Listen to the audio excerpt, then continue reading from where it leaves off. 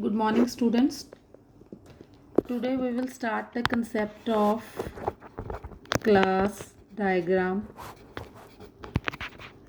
in UML.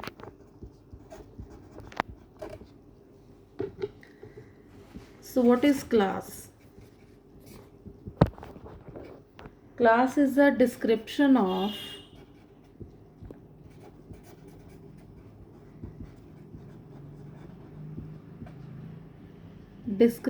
set of objects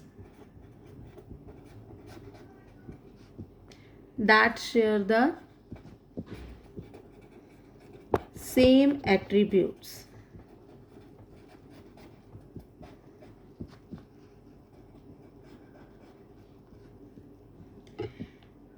And operations, relationships, and semantics. So again we will repeat the definition of class. Class is a description of set of objects that share the same attributes, operations, relationships, and semantics. And we all know UML provides a graphical notation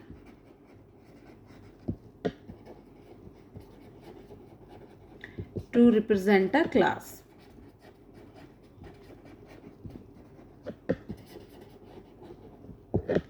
In the previous lecture, we have already covered the symbol of class. At the top, we have name of the class. In the second level, we have attributes.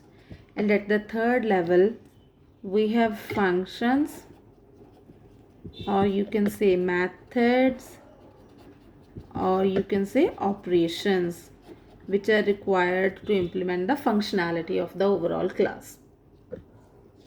For example, we have a class named shape.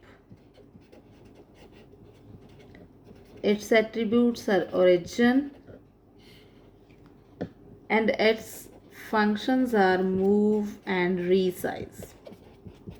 And I have already told you, if we want to keep this attribute origin private, then we will use the sign minus. If we want to keep it public, we will use the sign plus. And if we want to keep it protected, then we will use the sign hash. So these three signs are available in UML, and it depends upon our priority how we want to use these.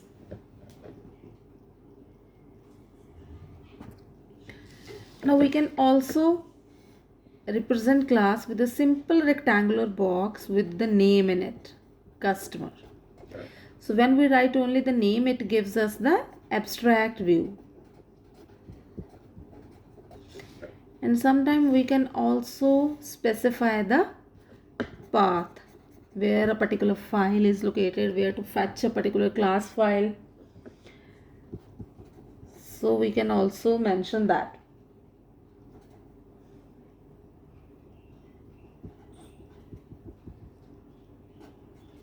For example, under the Java directory, we have AWT, and then we want to fetch this rectangle class or shape class or any class you want to fetch.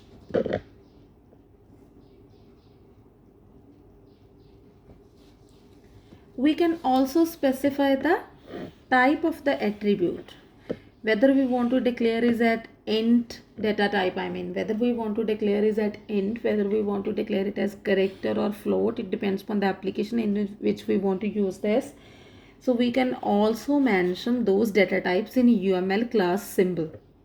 For example, here I am taking the class name wall, and then the height of the wall I want to keep it float. The width also I want it to be float. And then is load bearing. This is the new attribute I am adding. Is the wall load bearing? It means the answer must be in yes or no. So I would keep it as Boolean data type. We all know when we have to give answer in terms of yes or no, we always take Boolean as a data type for that particular attribute.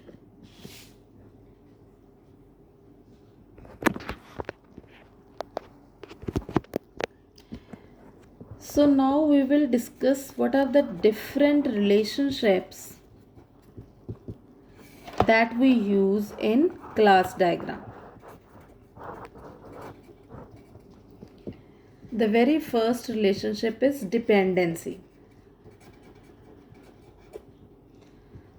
So dependency, it states that a change in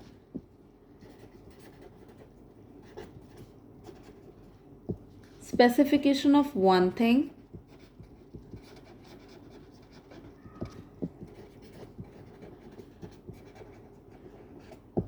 may affect another.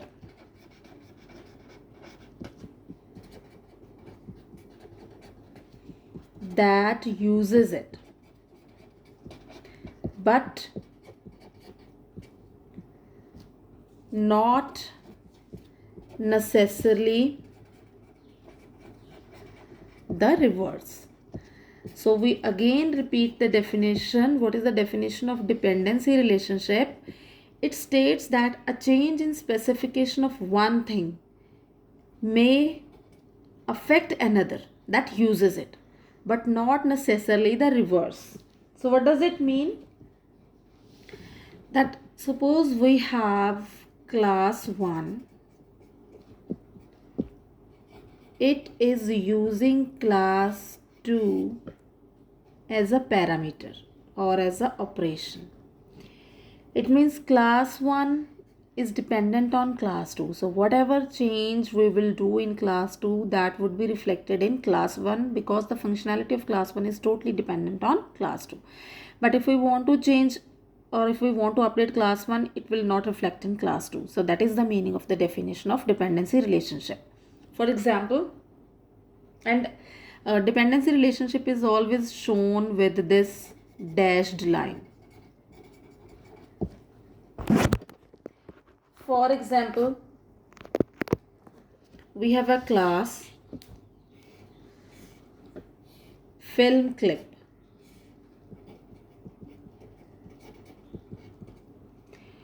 And name as attribute, and start, stop, reset. These are the three operations of the class. Another class we have is channel. And this is the dependency arrow. So this is dependency. So now this film clip is dependent on the channel class. Fine. Next relationship is generalization.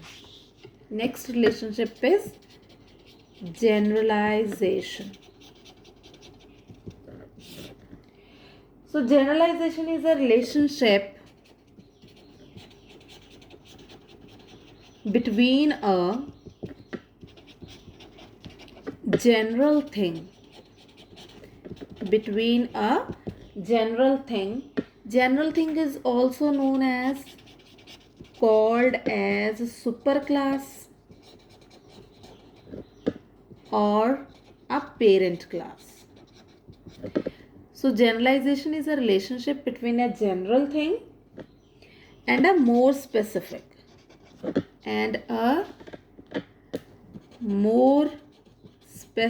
thing. So more specific thing is known as a child class.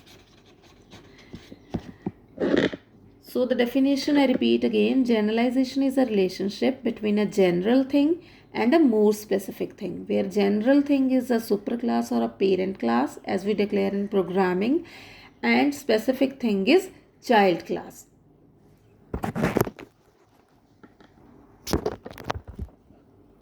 An operation generalization means that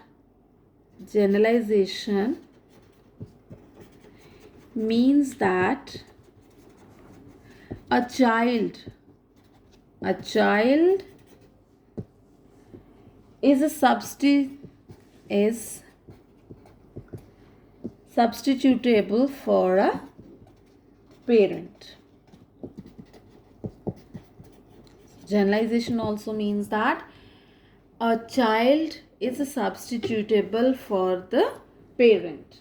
So let's take an example. So I must say you can remember this generalization relationship in easy terms also, that where there is inheritance, we can show that relationship with generalization symbol. So if I give you some of the classes and I say to you people to make use of generalization relationship, then one thing must come to your mind, that if there is a kind of inheritance and if there are types of classes of a child and those types are associated with the parents, then you have to must use this generalization relationship, and this is represented with this arrow sign. Now let's take an example. For example, we have a class shape,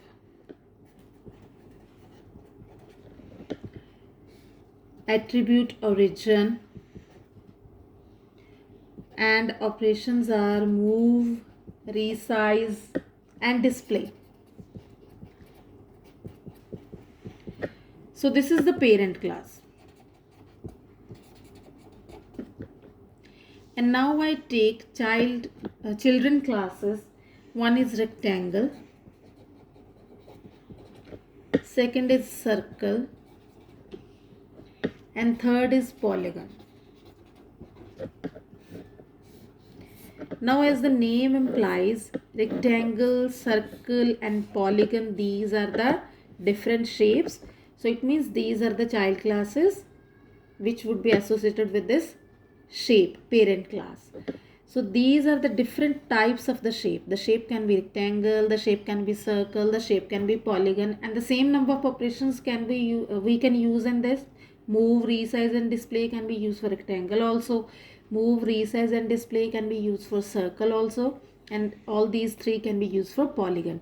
It means this parent class is interacting with these children classes, and children classes are types of parent classes. So these are now connected with this generalization symbol.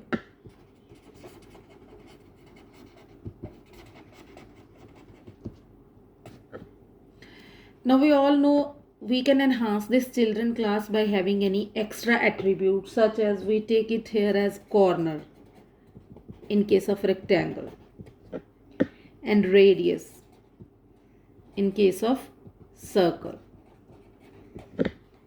and points in case of list.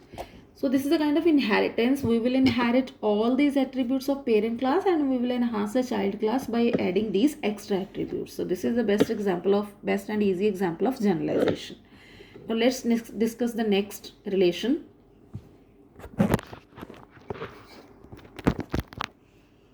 The next relationship, and very important relationship, is association. So association is a relationship that specifies that objects of one thing are connected to objects of another. Association specifies that objects of one class are in relation with objects of another class. So what did this mean? I have written that objects are in relation. So whenever you have two classes which are not dependent on each other but at the same level, but there is interaction between those two classes, then you will connect those two classes with the help of association. And association is represented with this solid line.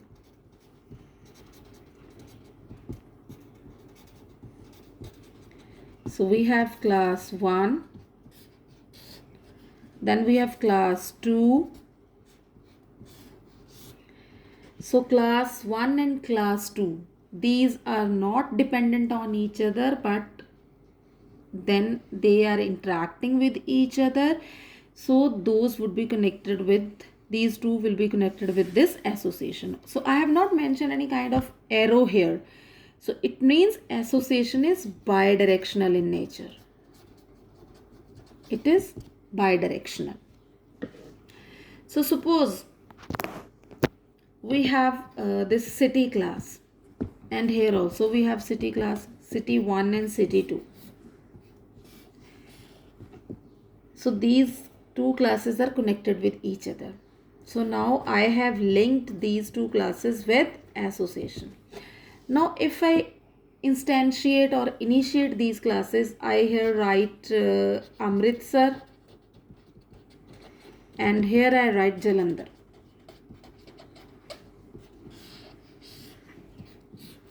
Now again Amritsar and Jalandhar are connected with each other. But you should be aware now that here I have written city, and here I have given one name to this city. So city 1 having the value of Amritsar now. City 2 having the value of Jalandhar now. So when we give any value to an object and those objects are connected with each other, now this is symbol would remain same, but now we would call it as link, not association. When two objects are connected with this line, that is known as a link. When two classes are connected with this line, that is known as association. So you people must have clearance about these two concepts. Now the next relationship is aggregation.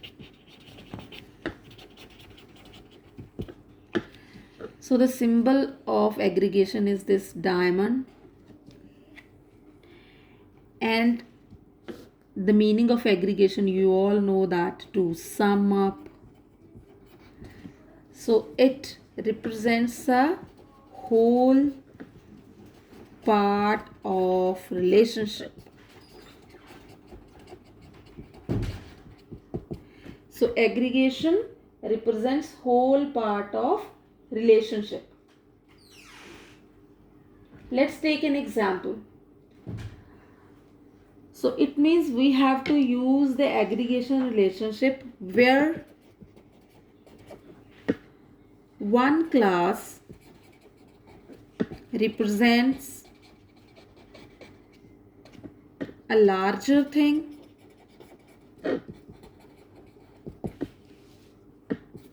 and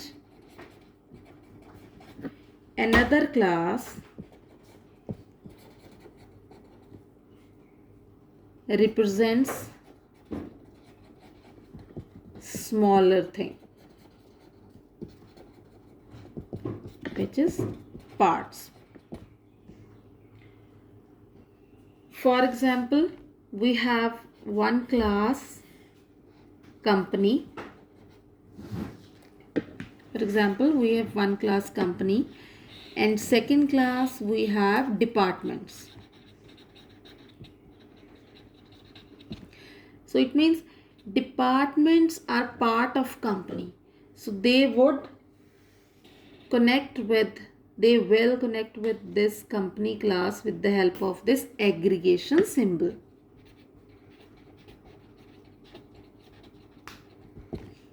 So again I repeat, where we have one class which represents whole and another class which represents some part of that class, then those two classes will be connected with the help of this aggregation symbol. So it is representing the part, it is representing the whole, and this is the aggregation symbol.